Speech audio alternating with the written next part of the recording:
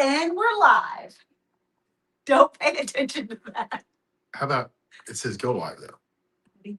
It's live. Okay. Hey, I'm Forward Playboy, Funny. and welcome to our Wednesday night live. We have every intention of running every night now that we're Every Wednesday night. getting back on Twitter full time, as was planned the entire time. And Bunny is back at At the X, the letter, matriarch. perfect. Because I'm the matriarch of X. She's been doing, and we all remember when there was the president of the manosphere. Are you comparing me to? No. Now it sounds goofy. The president of the manosphere. Oh my gosh. And we are glad you're here. And we do not have an overriding topic, but we will begin the future presentations with a topic. And we're open for questions and answers as you see fit. And I would say that our primary topic is one of divorce. So one thing that I wanted to ask you is when you, because he is the Fort Worth Playboy, and I can assure you that the reason that he had to finally stick with me is he had already dated every woman in Fort Worth for the 10 years prior. Yeah. And so, like, when I came along, he was like, she'll do. Why not? But in that, I know that like one of your conversation topics when you were out on dates with girls, meetups, they're not dates, Right. was a lot about like, so what happened in your divorce? Right. Well, because it's a great way to get girls talking.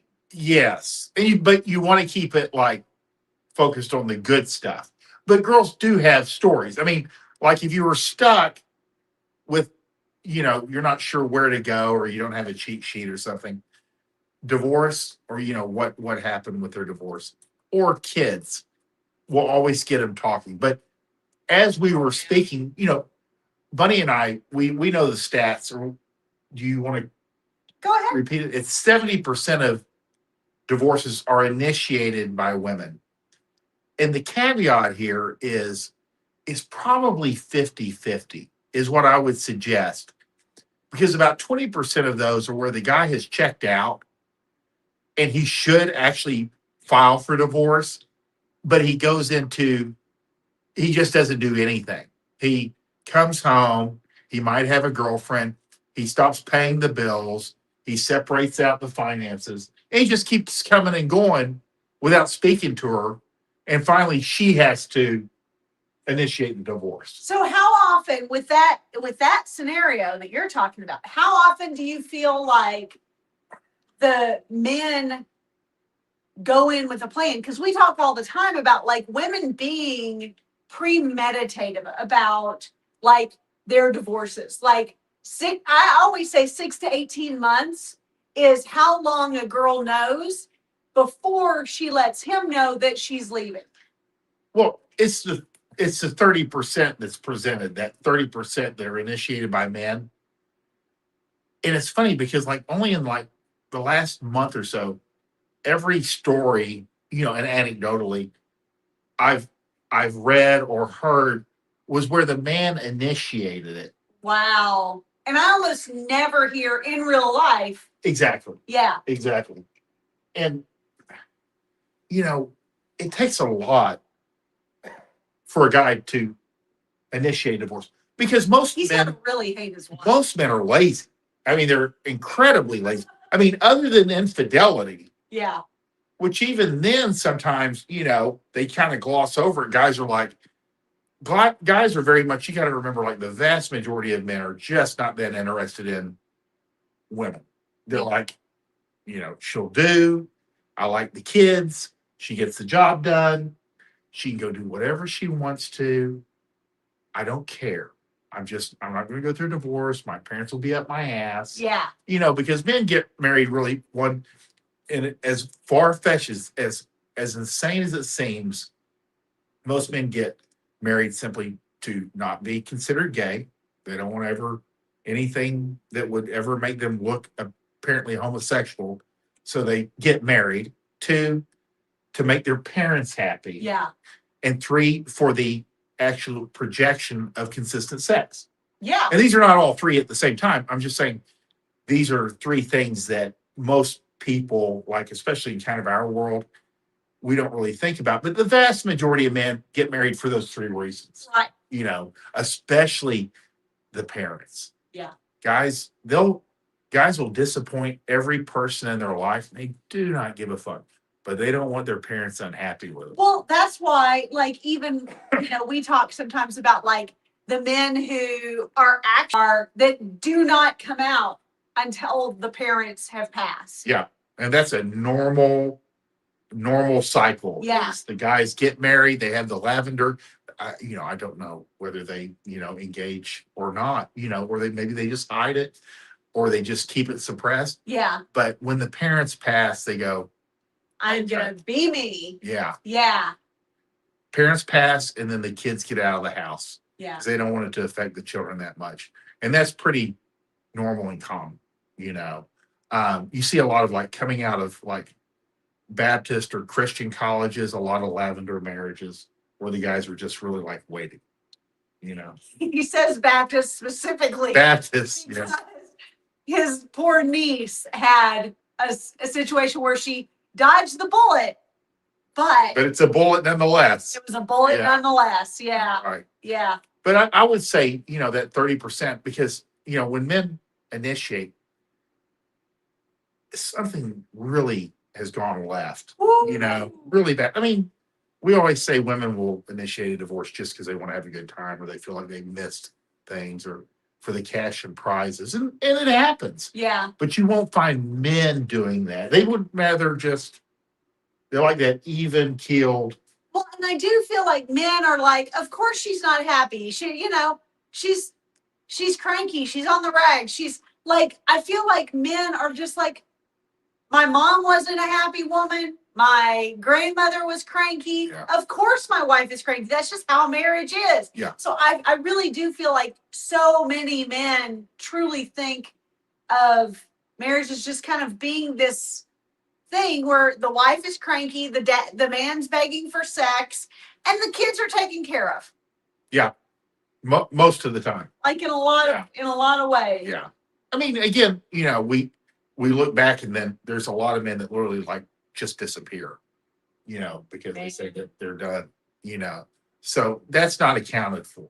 Yeah. But I do think that a lot of divorces that women initiate, and in fact, I know that a significant proportion of them are where the man is already checked out.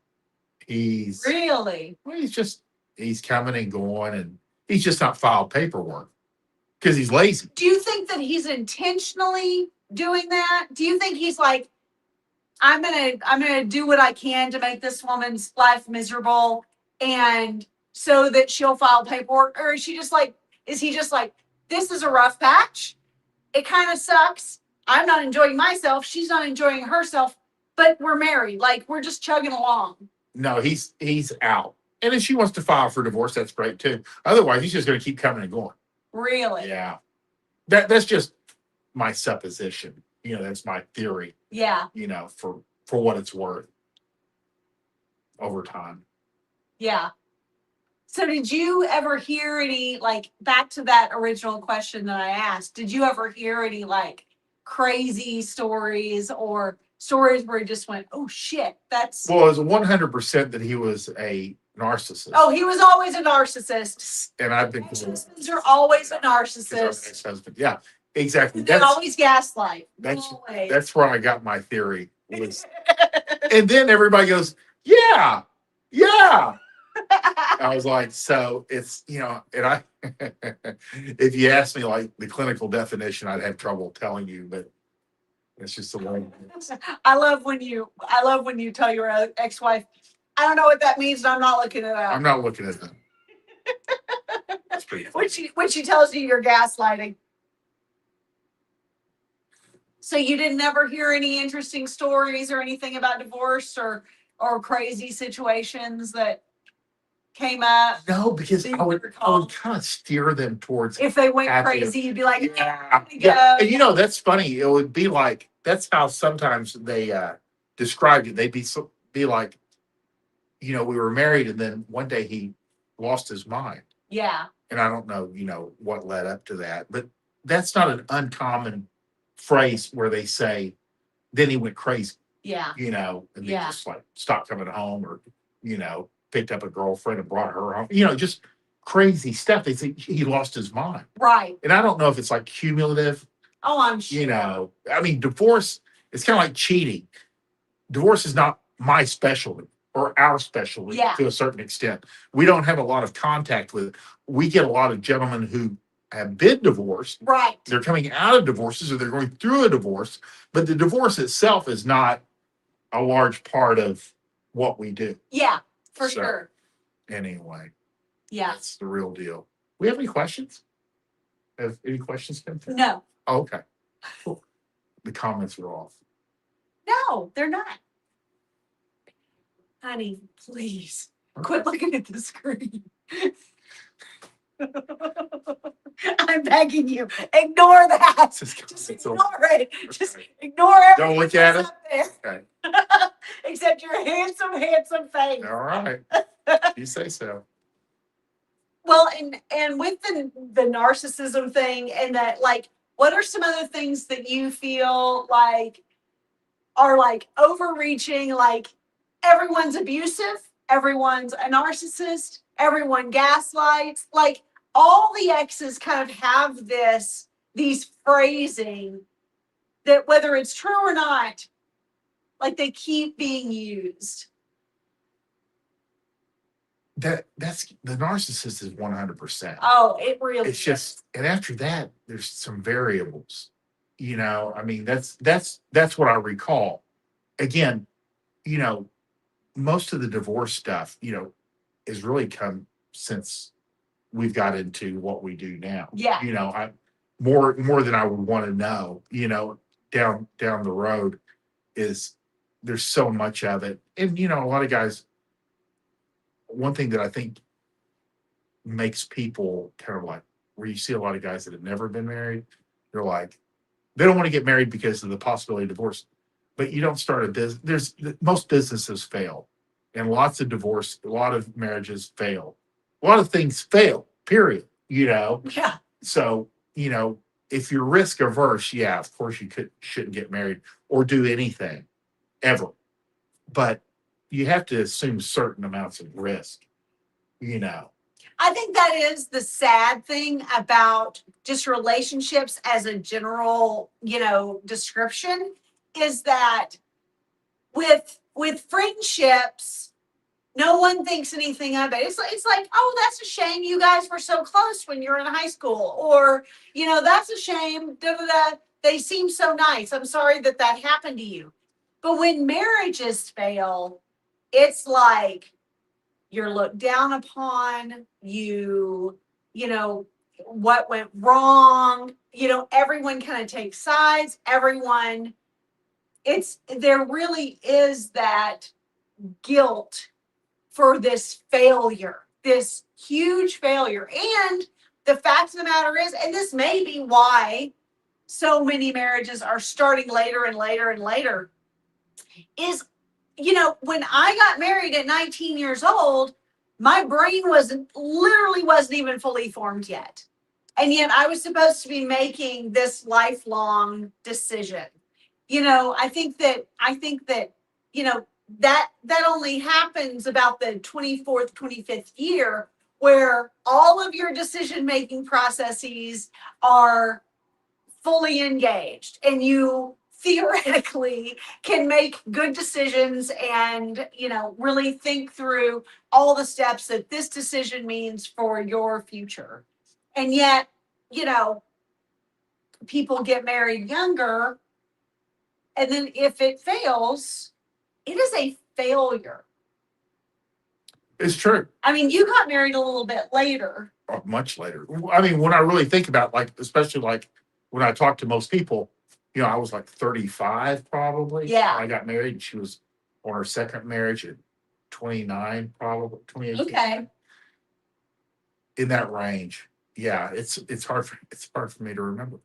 But It's yeah, been so long I ago. know. Well, I've been divorced longer than I was married now. Yeah. There's always that breakover point. I was married for 12 years.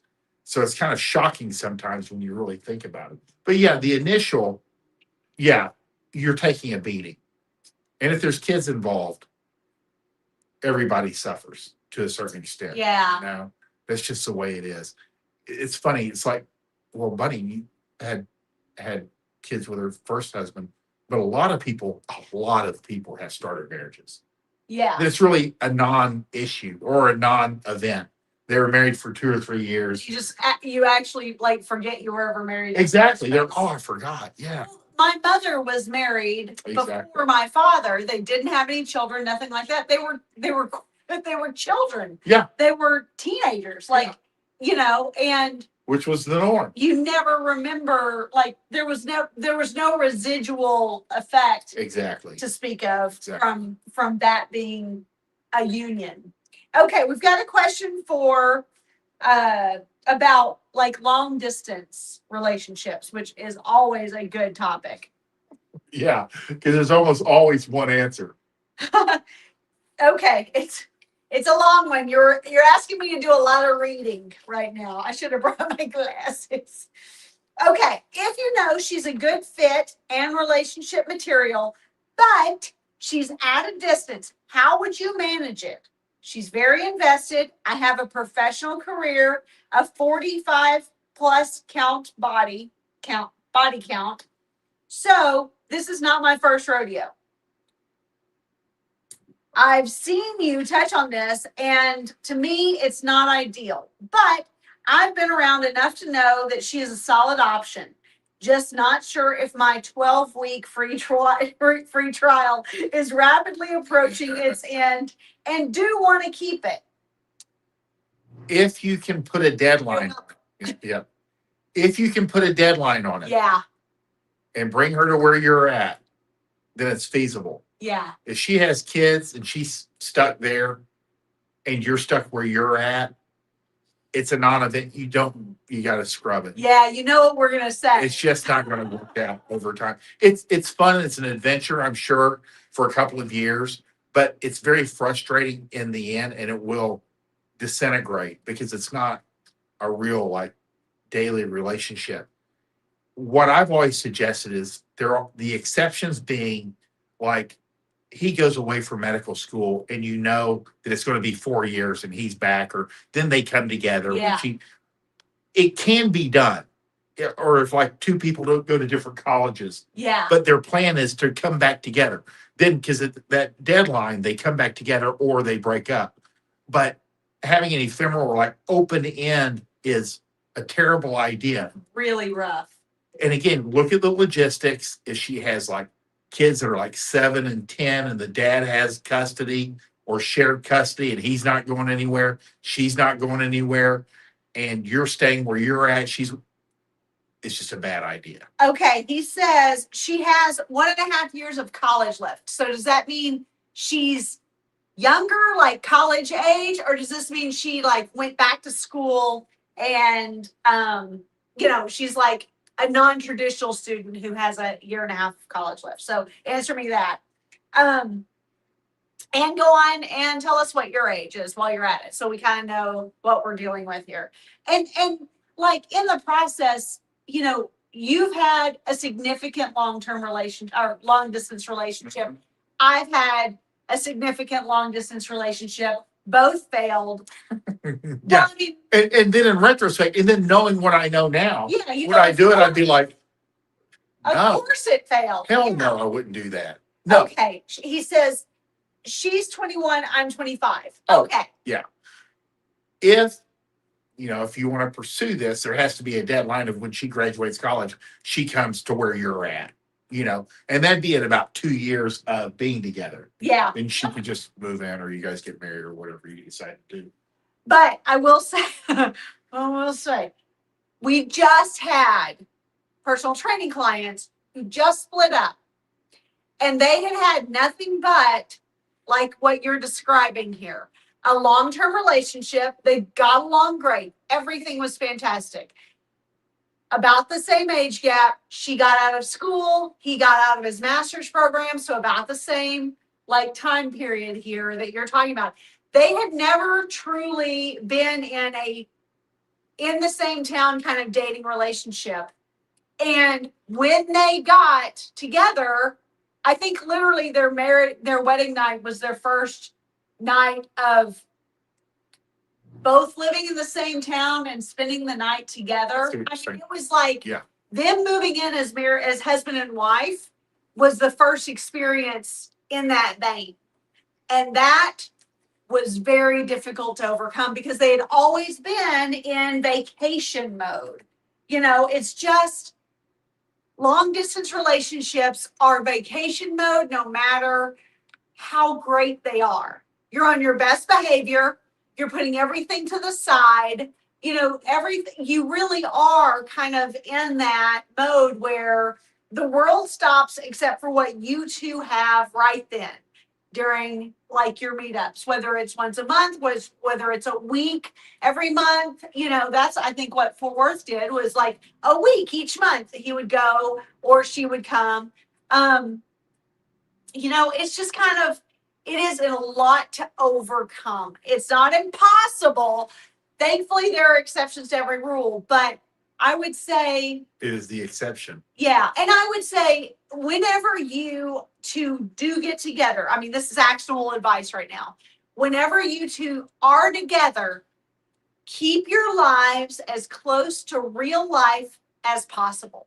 That way, you're not in vacation mode. You really, really are seeing through trial and error what life is like when you're together. So don't go to a hotel. Don't, you know, cancel everything. If you have work to do your work. If she has studying to do, let her study. Like, make sure that you are treating this as much like a relationship where she lives 3 blocks that way and you see each other pretty frequently. So you're just living life.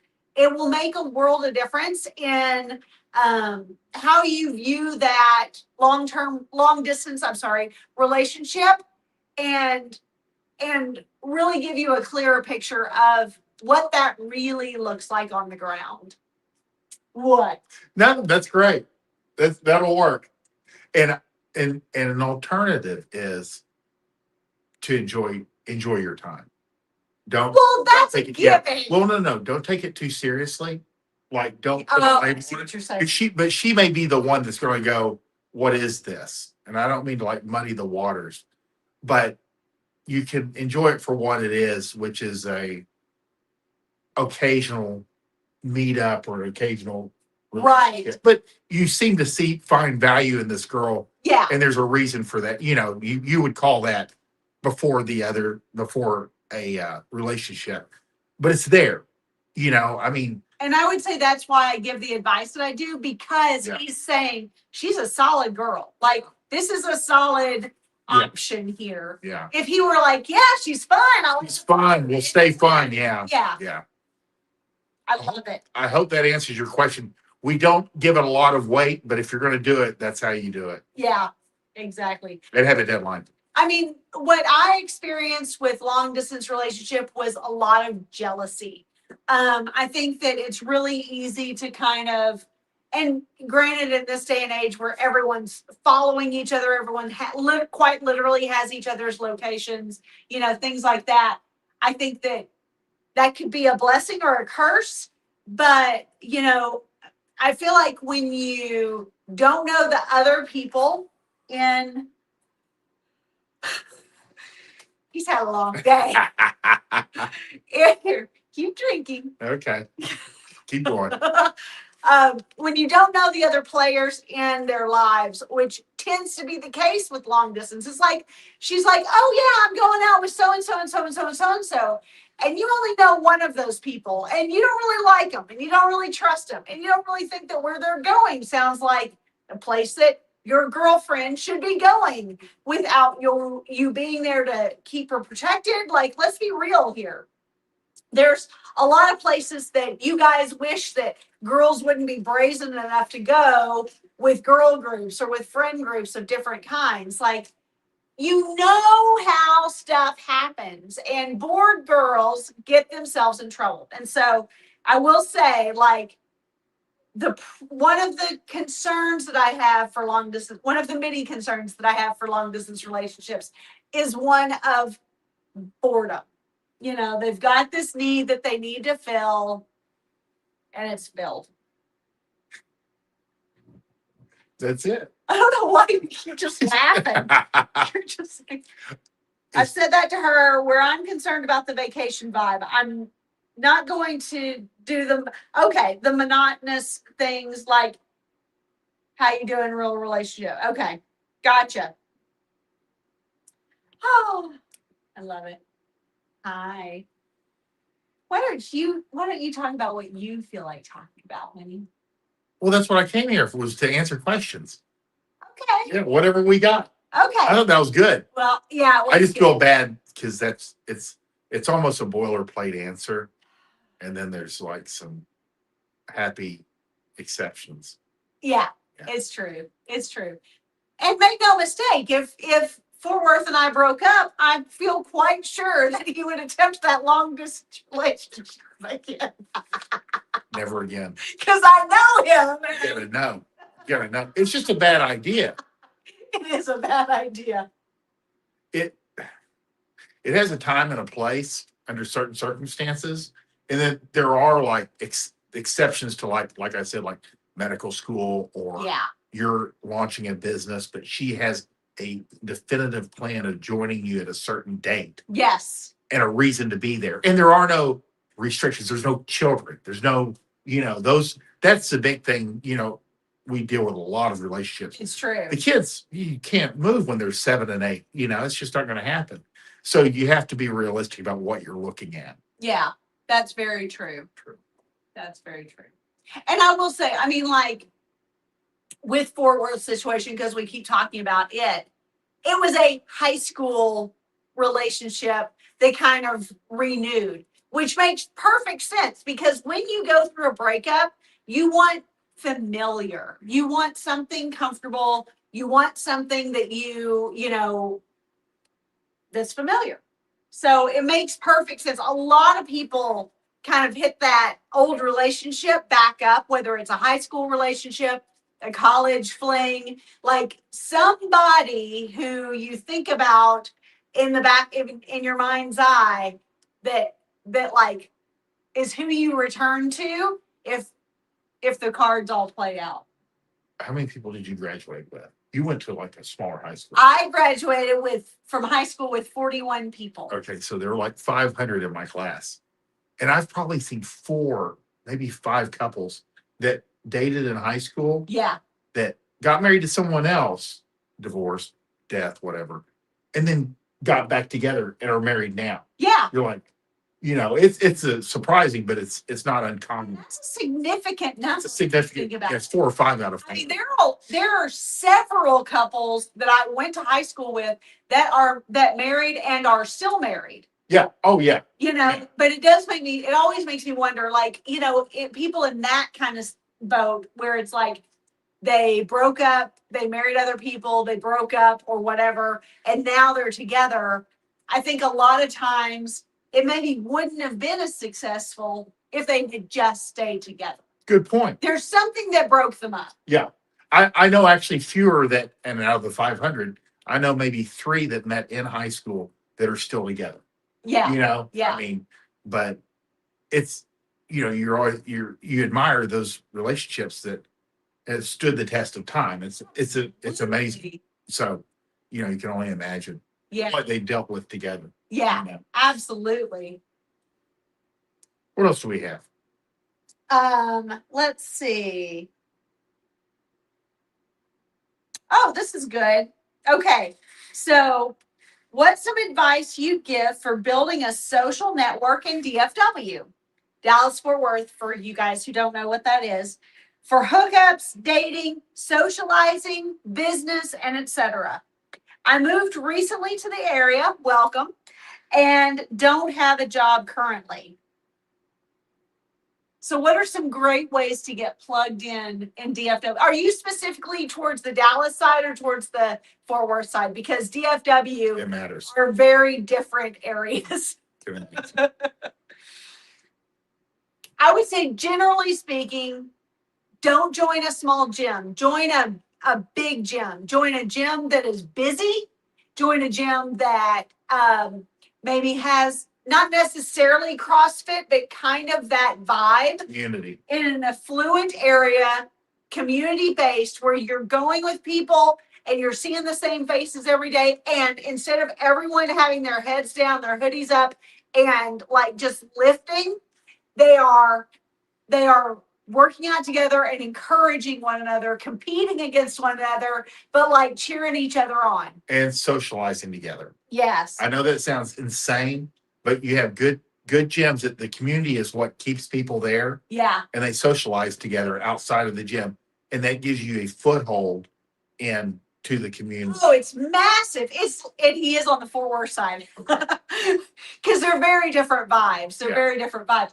But exactly, because going to a gym like that and socializing outside of the gym, the way that these places create community, is perfect. It's almost like a business networking environment where they automatically are going to refer you if you are in this industry or whatever. So like they use their friends, and if you're one of their friends, then you are the one who gets referred for that job or that, task. Yeah, it's a big deal. It's Yeah. a major factor. It's a great way.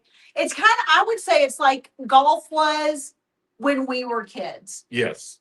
Like truly, the golf course was where the stuff happened. And now I feel like it's in gyms, similar in kind, the kind. They're not CrossFit, but they're kind of CrossFit. Strength and endurance training. Yeah. Anything that has group training where you're kind of like working together, then taking breaks together so you can talk. Yeah. And these are just the commonalities that you'll see with these clubs or gyms that have community, because it's hard to sell community on the front end, but it's actually what keeps everybody there over time and makes it fun. So you'll see strength and conditioning on the front end, but once you get in there, you'll see that they have like social events, get-togethers. There's more of a familial atmosphere, and again, you can get a foothold there and then expand it out from there. Yeah, 1000%.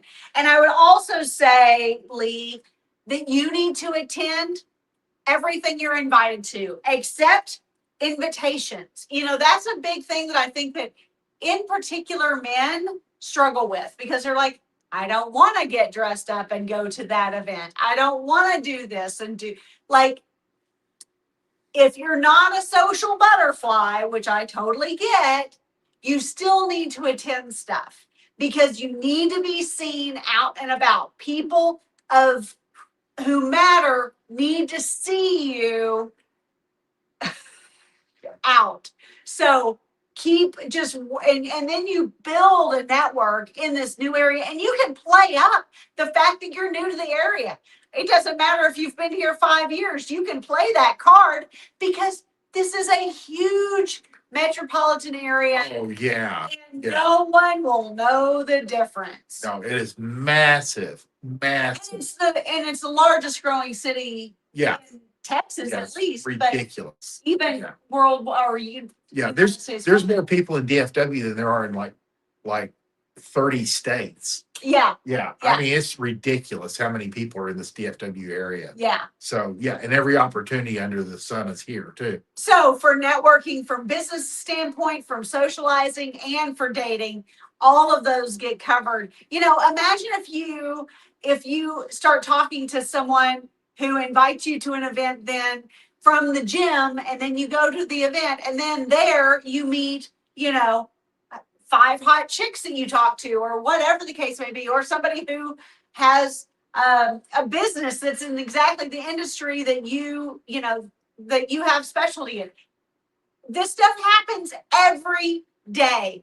And the best way to get a job or a social, dating referral is through these social circles. Perfect. Yes, because it's essentially your resume. That's somebody's vouching for you by inviting you to this event, and everything flows from there. Yeah. It's just like a lot of people, like people that are like really struggling as far as like getting out, just spend a year saying yes to every invitation you get, Yeah, and you'll very quickly have more things going on and more people in your life and more connections within 3 to 6 months than you've ever had in your life. absolutely. It happens really fast because it compounds. Absolutely. Yeah. And so Fort Worth was a part of a gym exactly like this. Like, we're personal trainers, like old school personal trainers, but we also, personal trainers even trainers need trainers. So we also work out at other facilities. And so when you first started with the gym, like what we're describing right now, like, how was that community built from the newbie kind of side? Well, even like the owner would have like a Sunday event, like have all the new people over to the house. Yeah, You know what I mean? I mean, it's little things like that, and you're like with 10 or 12 other people that are also new to the gym. yeah. I mean, he knew how to grow the base. It's like mega churches. Yeah. Yeah, small group community.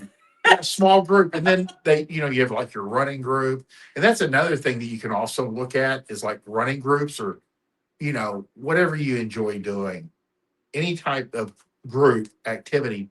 And there are, believe it or not, on meetup.com. I love Whatever. PETA. Yeah, it's old school, but it still exists and it still carries a lot of weight. Yeah, We actually know one girl that like ended up building like a singles group. yeah, Yeah. I mean, she built her own social network. There's nothing wrong with going to these events. It's like-minded people. You can use that to your advantage. yeah. So anything that brings you into contact with other people, then always say yes to every invite you get. That's right. Yeah. And you won't feel like it. Listen, there's sometimes none of us feel like doing stuff, but if you go, there will be a purpose to it. You didn't get that invite for no reason. Yeah, you'll get something out of it. All right. You ready for a question? Yes. All right. Hey, Playboy. Hey, Bunny. That was my favorite part. Very funny. I have an issue of freezing after making contact and saying hi in the open. How do you keep it going and not immediately drop off to a girl you're interested in? Work with something that's in your environment. Yeah. How long have you been, it's like at the gym. You see somebody new, you go, so where were you training before here? Yeah. You find something in the environment. If I'm in the elevator, it's how long have you been living in this building? Yeah. And you get everything from like 10 years to like, I just moved in or like I'm visiting. Yeah. And you work from there. Look for something in the environment and then work from there. Yeah. And then they'll pick it up. If they want to talk, they'll pick it up. They'll pick up that thread. Exactly. And I will say, also, I think that men tend to put too much pressure on themselves, understandably so, that you have to say just the right thing. But the fact of the matter is that the women in the longest, happiest relationships, they may remember the first words you said. It may have been, hey. Like, if she's interested, she will help you along, and she'll only think it's precious and adorable and cute, and it'll just endear you to her if you kind of stumble all over yourself. So do not worry. And I think that that's where talking to every girl that you see, much less every attractive girl that you see, comes in very handy. Because if you have a lot of practice and it's just your nature to just automatically talk to everyone you see and say hi, especially to the women, especially to the attractive women, then when the ones that you really desire come up, it's a lot less of a hurdle to overcome. It's easier once it becomes automatic. And again, if they want to carry the conversation, they'll jump in. And I ask guys that always ask for the perfect opener or what lines that they can use. And make no mistake, there's a time and a place for lines. But what was the first thing you said to like the last 5 girls you had sex with? Yeah.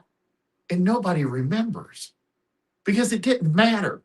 What does matter is that you said something. Yeah. That you initiated some type of conversation and made contact. That's the most important thing. And then go from there and allow it to work organically. But do not be afraid to open your mouth and then let it flow. You're going to get better at this. This is improvisation. This is impromptu speaking. So work with your environment, whatever you have, and bring that up and go from there. How long have you been here? How long have you worked here? How long have you been in this building? How long have you driven that car? Right. Whatever you got going on around you. And then they'll pick it up from there. And the girls that want you to talk to them will pick it up and run with it. Exactly. Sorry, It's okay. I'm doing research based on a question that we just got that I'm like, I don't know who in the world that is. Okay. So, I hope that helped. I hope that helped. Okay. This is an interesting one. I watched clips of claviculars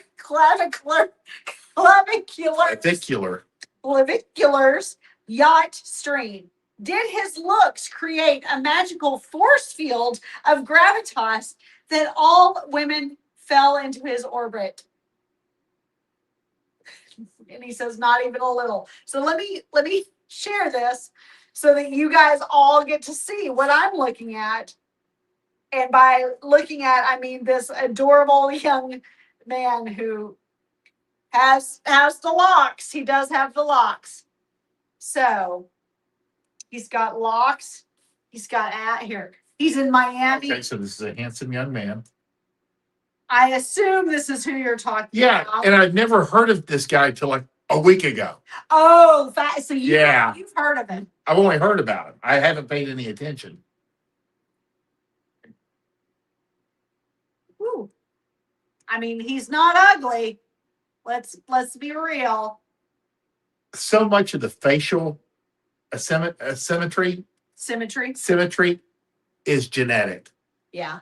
That's probably why I haven't really paid much attention because there's only so much. And the best thing you can do for your face is to get lean. Yeah.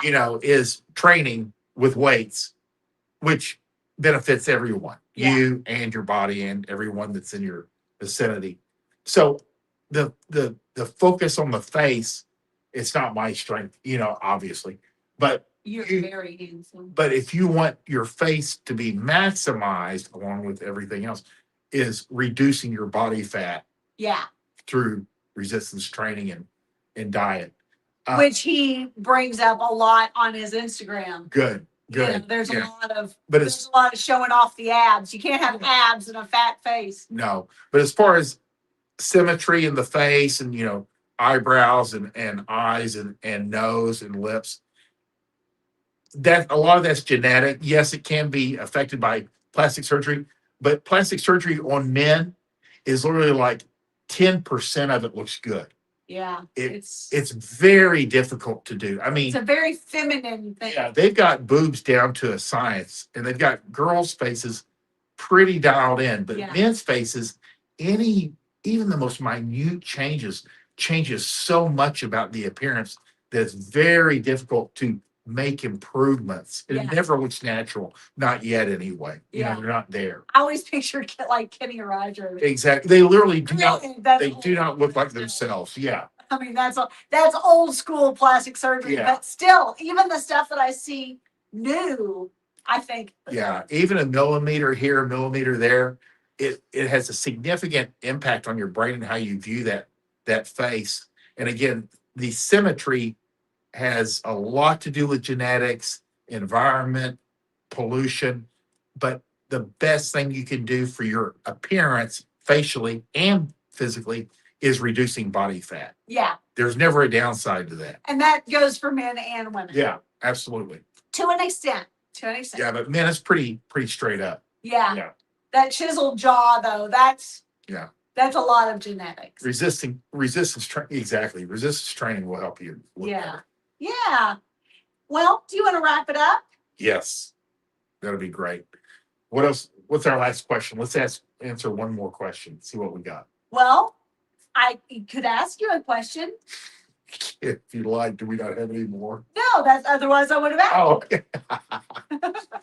What do we have? What is the burning question that you've seen coming on Twitter recently? Man, lately on Twitter, really all I've seen is a lot of blowback from a tweet that I did about divorce, about the statistics of divorce, and I essentially said that that women operate under want to and men operate under have to, but that's what my burning question has been. Has been strictly about, you know, the blowback that I've experienced from, I said 70% of divorces are initiated by women because women are told if you're not happy, leave.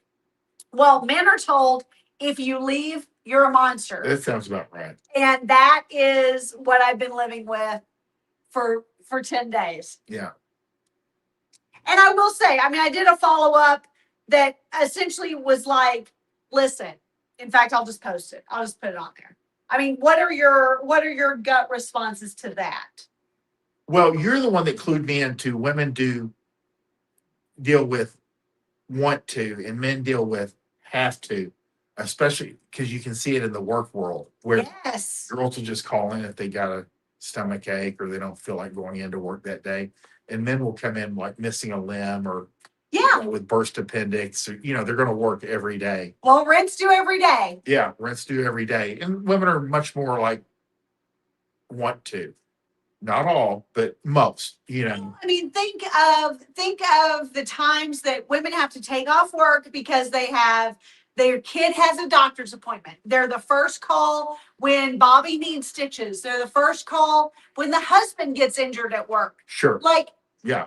This is what I'm talking about. It's that they quite literally, they don't feel good. They have a hair appointment. They need to have their nails done. They're going out of town this weekend and have 15 more chores left to do.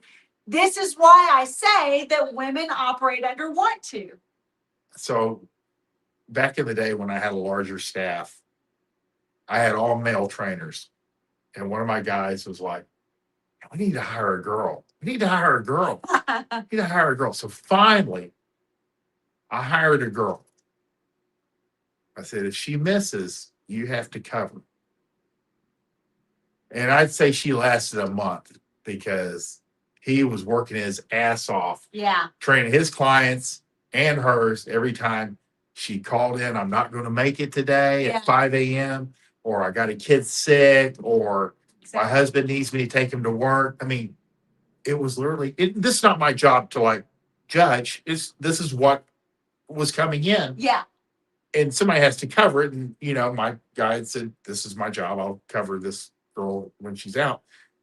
And then after a month, he's like, man, don't hire any more girls. Yeah. He was exhausted. Sure. Because he had been doing 2 jobs, and this is not the exception. It's not. It's not. So yes, a lot of it's like, who's responsible? I mean, I'm sure her husband was very much going to work and no one knew that anything was going on in the background. Yeah. And that's just the way things are.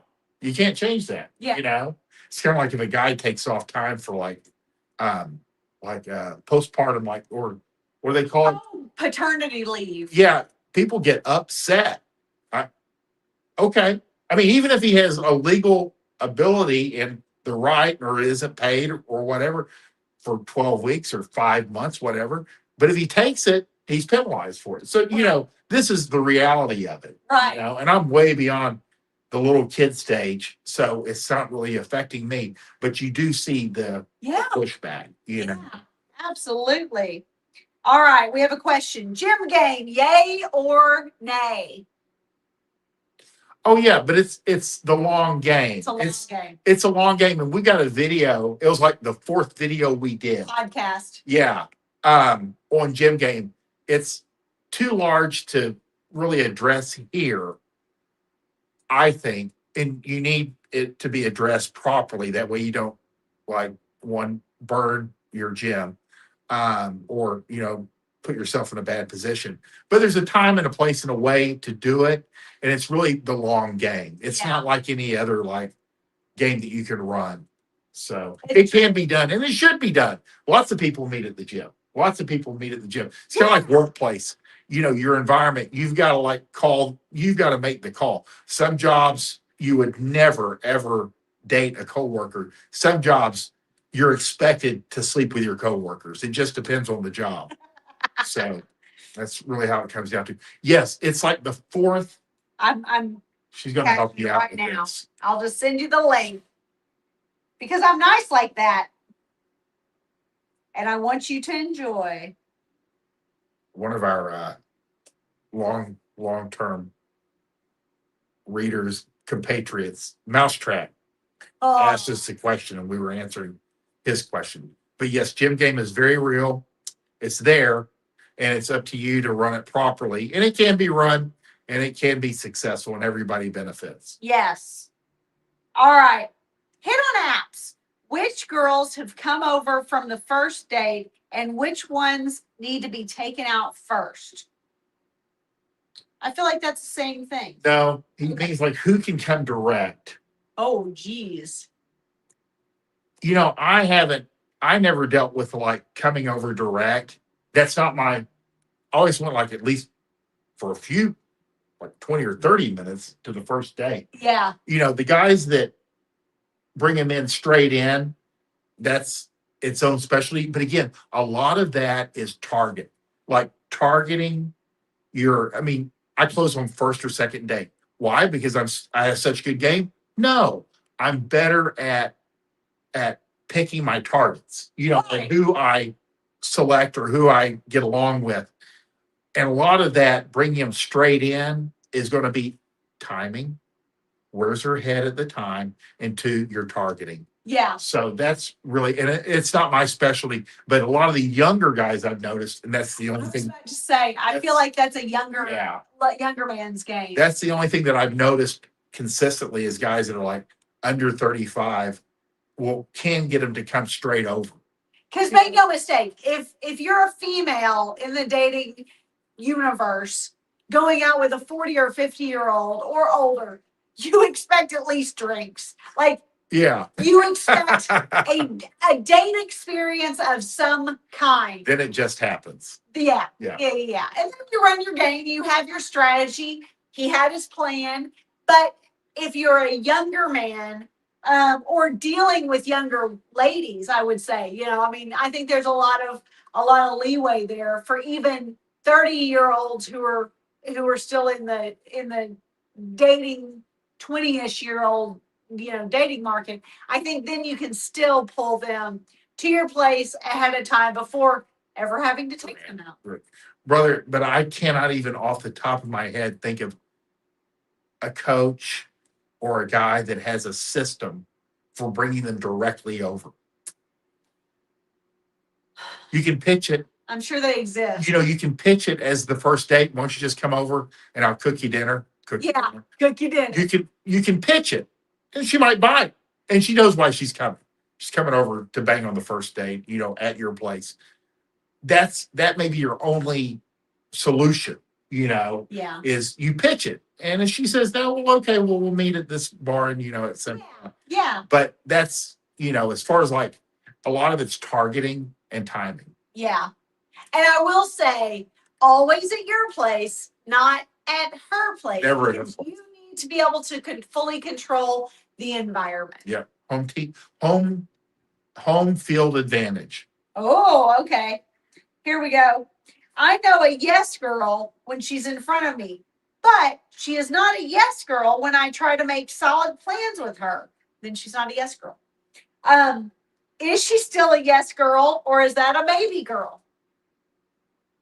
So she's all about it when she's in front of you. Like, oh, we should do this on that night. And she's like, oh, that sounds amazing. Yeah. I see what you're saying. But then when you actually try to solidify plans, she's more wishy-washy. Is that how I'm understanding? Or you're banging her when you're in person and then you can't get her to go out or do anything. Which one is it? Yeah, that's a good. I love it. You guys talking about sex, sex, sex. We love to talk about sex, sex, sex. It's my favorite topic.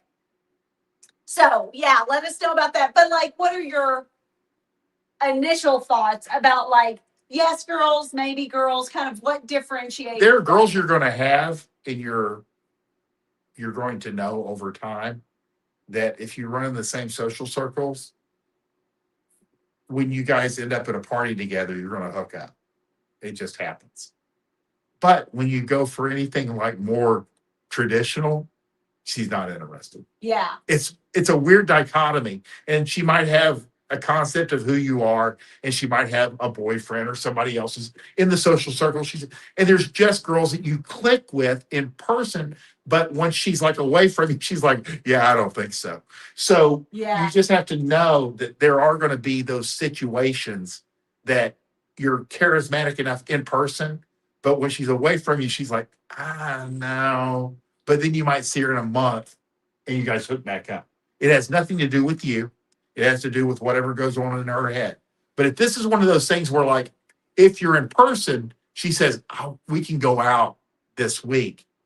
And then you try to follow up and she doesn't show up. She's a maybe or a no girl, and you need to stop asking her out. yeah. Yeah, that's easy. Well, and I do feel like there are certainly, especially in different social circles, there are women who would love to go out with you. They are attracted to you. The chemistry is there, but socially, they can't do it. They genuinely, it would be bad for their reputation, and not in a good way. Like in a way that like they know that there's no future there, and so therefore they can't really get on that because everyone would know very quickly. Right. And that's the game. Yeah. Yeah. It's just the way it works. All right. So this one's like when you find yourself getting off track in conversation when you're in front of a girl, how do you realign or get real without seeming too intense? So how do you stay playful, light, fun, but still kind of like you're like, I asked you a question and she kind of went off course. How do we kind of get, because this is a question that I really want to answer or something along those lines. You can double back. You can restate the question. Yeah, that's a good way to do it. And also weigh the importance of it. Is it really that important? Exactly. I mean, not to be crazy about it, but you can always restate it, but don't be too, because this is conversation. And most people, they go, God, then we hooked up. What did you guys talk about? I don't fucking know. I don't know. We talked for like 2 hours. I don't know. Yeah. As long as it flows. And again, remember, most women are like stream of consciousness. Yeah. There's no structure there. So you're doing your best, and whatever question you have, at some point you can ask her again. I mean, even if it's not this date. Yeah, but do not talk to girls like you talk to guys, because you'll become very frustrated. They're just not going to stay on topic. It's true. So I hope that answers your question to the best of. Don't press it too hard. Yeah. Yeah. Good job, baby. We're gonna wrap this thing up. Okay. If you guys like what you see, I have between the two of us, we have 25, 27 books at fortworthplayboy.gumroad.com. Anything, how to build a harem, how to build your dating system, you name it. Chicks love jerks, how to be an asshole. We can go from there. And then, Bunny, have you launched Patreon? Is it live now, or is it too early? Pseudo. Okay. Yeah. Very soon, within the next week, Bunny will have Patreon available. Yeah. To support her work. It's technically available now, but I'm still like backdating stuff. Perfect. Yeah. And everything you need. We appreciate you guys being here. What else do we have? That's great. It was a great show. Thank you so much for all of you who came with great questions. Thank you for watching. Thank you for always supporting our work and coming with good questions and great, conversation. And we'll see you next Wednesday night, live, 8 p.m. Central. I love this. Bye.